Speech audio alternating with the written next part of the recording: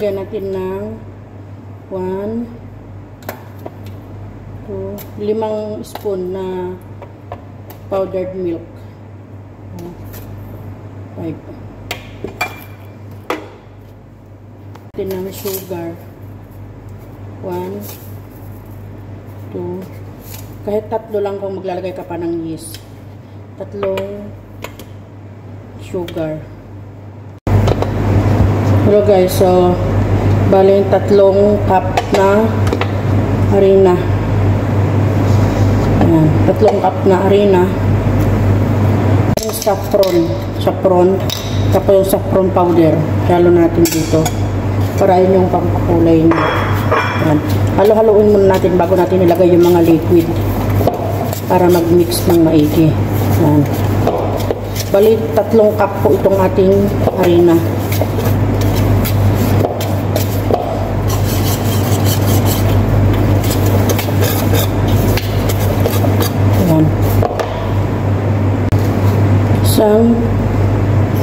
Isang kahit half lang salt. Ilang itlog.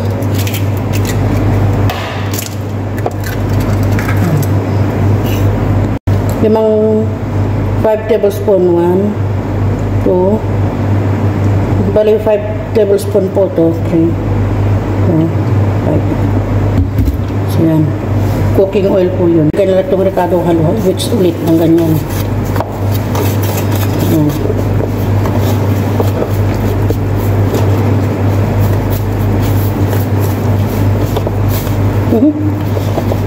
Pumutok. Bigyan natin ng 1 cup muna kasi 2 cup ito eh. 1 cup water yan. Hanggang sa mag-melt siya. Yan ang ating pancake. Pag na-mix ng maigi ito, i-rest lang natin siya ng 20 minutes.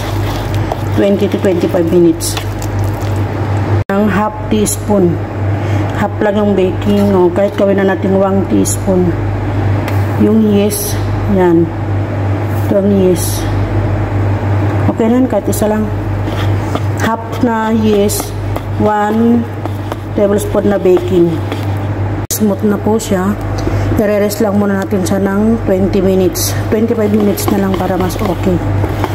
Yan, ganyan lang po siya kalapot. Hindi siya matigas, hindi siya gaanong matubig. So, yan. Rin ng fresh milk. Half cup ito, bago iluto.